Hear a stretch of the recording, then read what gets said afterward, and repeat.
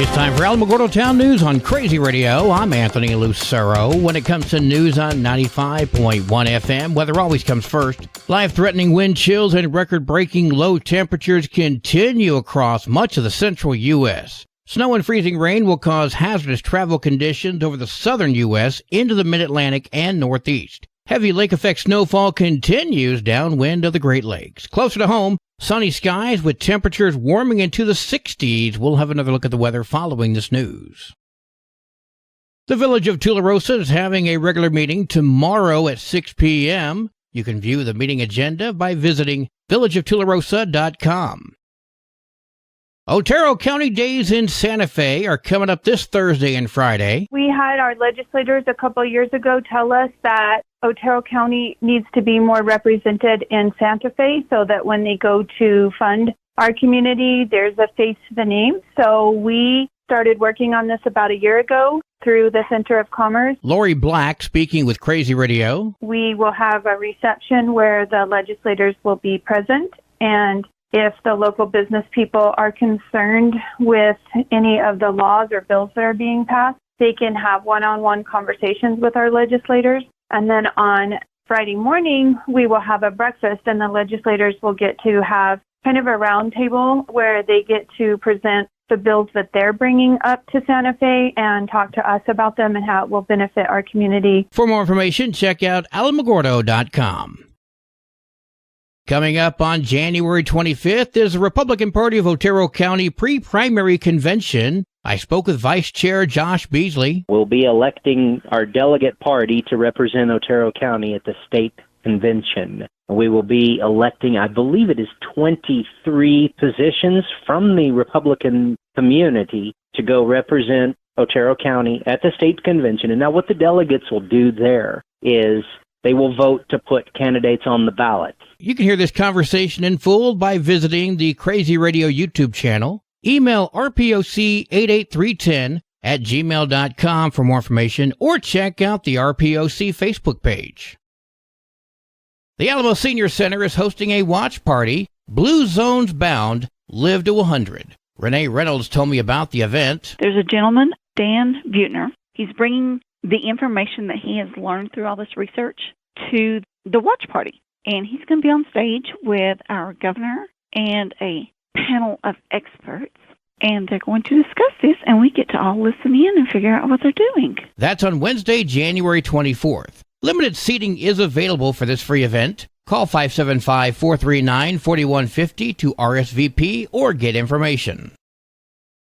The annual Golden Gears Car Show is coming up on February 3rd. We spoke with Flory. The car show started 11 years ago, so this is our 11th annual. And we just bring the cars to the parking lot at the mall, and it's $10 a vehicle for registration, and the profits go to Books Revisited. Spectators are free to enjoy the vehicles at no charge. Call 575-491-9804 to get more information. The Keep Alamogordo Beautiful Monte Vista Cemetery Cleanup Project has been rescheduled. That's due to an unexpected funeral service. The project will now be held on Saturday, February 3rd. If you have any questions, please contact the Executive Director for Keep Alamogordo Beautiful, Sven Sears, 575-439-4250. The Alamogordo Fire Department and Alamogordo Senior Center are teaming up to provide adults over 60 with smoke detectors. I spoke with Lieutenant Will Skaggs. Right now, the Senior Center is taking sign-ups for anybody who, in the elderly community, who may need a smoke detector or who may have expired smoke detectors that need replacement. So what we'll be doing is installing up to 2 free, brand new lithium-ion batteries. That means that the residents don't have to change the batteries, and they don't have to worry for their smoke detectors for 10 years, and they're completely free. That's on February 10th. Contact the Alamo Senior Center to register or for more information. The fire department is looking for volunteers to help install these smoke detectors. If you want to help, please call 575-635-7589. The City of Alamogordo Animal Control is asking for your support by donations of dry and canned dog and cat food, towels and blankets, as well as leashes and collars. An Amazon wish list has been created. See the Alamogordo Animal Control Facebook page for details.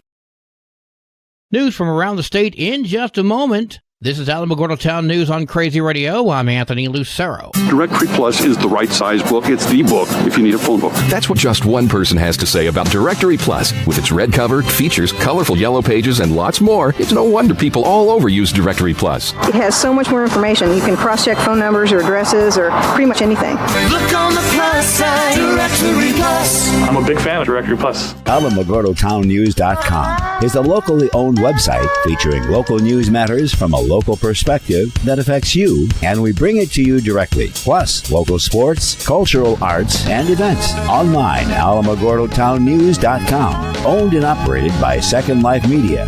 We are Otero County. A lawsuit filed against New Mexico State University alleges that longtime professor Joseph Burning engaged in pervasive sexual misconduct for over a decade. That's according to a press release sent out by the attorneys representing an unnamed NMSU student. The student alleges that Burning harassed and groomed female students for years, coercing them into sexual relations and then bragging about the same. The lawsuit claims NMSU did not take action to stop Burning or correct his behavior, and he continued to become more brazen with his aggressive and inappropriate sexual advances towards students and staff. The university has stated that they do not discuss pending litigation when asked for comment.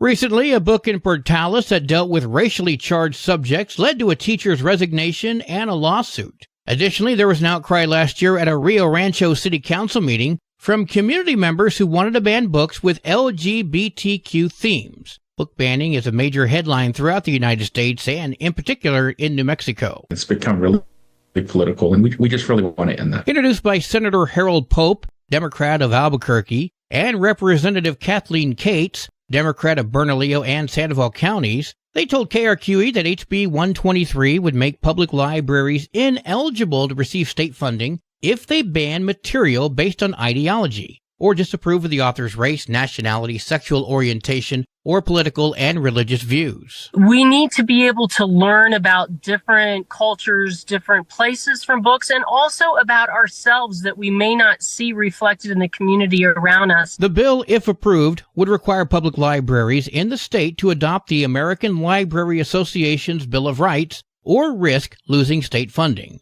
Additionally, the bill states that no state agency can reduce funding to a public library if they refuse to ban a book. We're all in support of age-appropriate materials, but in some cases, these banning of books has really been about, ideology and really based on race and nationality or gender identity or sexual orientation. Now, let's wait one damn minute. Age-appropriate material? Ideology? Here's a few snippets where parents shared their concerns. And I'll just read some of the text here. So before you start sending your naughty masterpieces around the world, take some time to get friendly with photo editing software and apps. Digital photos are permanent and impossible to retract once they're out there. So keep your recognizable features out of them before you share them. This is a book for kids. On page 127, it says, my swell up. Think, daddy. Daddy, still he sexed me up. He pumped my out in. Because you don't like the filth that you've let in our libraries? It has nothing to do with that. It has the fact that we have guidelines. I'm going to stop you right there, sir. I'm going to stop you right there. Turn off his microphone, please. The reason I'm stopping you is because these meetings are, if you'll hush your mouth for a minute and listen instead of just talking, you may learn something. The school board president there shut down that guy in fear he was going to read something inappropriate. Apparently it was good enough for the kids to read, but I digress. Does any of that warrant being labeled as age-appropriate material? Not in my eyes. Senator Pope and Representative Cates say that their proposal does not favor any particular ideology. I have doubts. I don't believe that public dollars should be spent in libraries that are going to go by the political whims or culture wars that pull books just because of subject matter. Lawmakers say the public could still challenge books they feel are inappropriate, and the process for determining whether to remove them would stay in place. And I said that with a straight face. It's been 2 years since recreational cannabis sales began in New Mexico. Lawmakers like Senator Katie Duig are taking a second look at what they want to tweak with the laws surrounding the drug. Now that we've had a couple of years to see how recreational cannabis is working in New Mexico. We now know where we need to make adjustments because we have the benefit of that bug testing. In a mammoth bill from the Albuquerque Democrat, Duig told KRQE that this is looking to tighten up the laws surrounding marijuana sales in the state. This is looking to make adjustments based on the kind of the lived experience of folks in the industry in New Mexico. She said a lot of what her bill is doing is addressing the illegal market for cannabis. She says it's thriving in New Mexico because of the plant coming from surrounding states. The illegal market right now is about a third of retail business. The bill also gives the Cannabis Control Division the power to seize any illegal cannabis they come across during the investigation. Right now, if illegal cannabis is found, they don't have the ability to seize or embargo that product. So those products end up somehow going into the black market before the CCD can really do anything about it. Duig is also trying to loosen the restrictions on licensing, allowing people with both a cannabis and liquor license, which they can't have under current law. So we're fixing that here, and we're saying you can have both licenses, but you still can't serve them together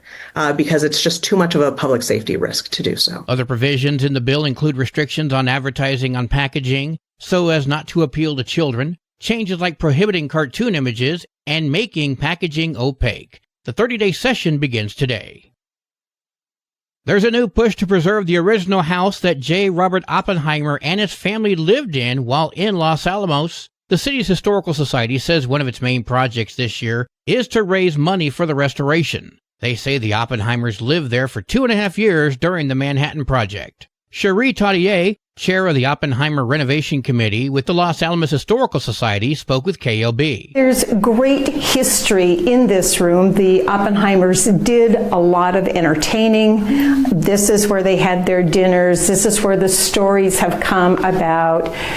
Being introduced to the Oppenheimer martinis that are very strong. Leslie Linke with the Historical Society says interest in the home has peaked since the movie released. It's been incredible. I don't remember the exact figures, but we usually give, for instance, 1 tour a day. It's basically all throughout the historic district. During the summer, we did 3 a day. And, our numbers increased by over 50%. I can see it now. Folks, it was on this very couch where Oppenheimer opened up Pandora's box, and then everyone says, ooh and ah. The society wants to restore the cottage and estimate the cost will be around $2 million. The house was deeded to the society in 2020 and will become part of the museum campus. A GoFundMe has been set up to raise the needed capital. Sports and weather are next. This is Alamogordo Town News on Crazy Radio. I'm Anthony Lucero. They are role models and educators. Their work requires a great deal of time and energy for very little pay. Who are these unsung heroes? Thanks, Coach. Thanks, Coach. The simple truth about education-based athletics in New Mexico is this. Without a committed team of coaches and administrators, they just wouldn't be possible. School sports, they bring out the best in all of us. This message presented by the New Mexico Activities Association and the New Mexico Athletic Directors Association. There are 40 games for New Mexico girls basketball today, including Hagerman at Lake Arthur, Carrizozo at Alamo Navajo, Hondo Valley at NMMI, Magdalena at Capitan, Artesia at Chaparral, Santa Rosa comes to Tularosa. Wow! Go Lady Cats. Reynoso comes to Alamogordo. Go Lady Tigers. There are 38 games for New Mexico varsity basketball today, including Hondo at Dexter, Carrizozo at Alamo Navajo, Chaparral at Da Vinci, Hatch at Reynoso, and Magdalena at Capitan, to name a few. Your Crazy Radio spot-on weather forecast for the Tularosa Basin today calls for sunny skies, mostly clear tonight, sunny tomorrow. Your high today in the basin, 52, low tonight 31, high tomorrow 60 degrees. In Cloudcroft, sunny skies today, winds gusting as high as 22 miles per hour. Mostly clear tonight, sunny tomorrow, winds gusting up to 34. Your high today for Cloudcroft, 36, wind chill's going to make it feel like it's 3. Low tonight of 23, wind chill's going to make it feel like it's 12. High tomorrow of 40, wind chill's going to make it feel like it's 12 degrees. Local breaking news can be found on our website, alamogordotownnews.com, and learn more about Crazy Radio by visiting the newly relaunched KALHradio.org. Also, check out the Crazy KALH Radio YouTube channel. That's where we post our daily newscasts, complete interviews, and other information which concerns everyone in the Tularosa Basin. Be sure to give this video a like and subscribe to our channel if you've not done so already. That way you too can remain informed of the goings-on in the Tularosa Basin. That concludes today's edition of Alamogordo Town News on Crazy Radio. I'm Anthony Lucero.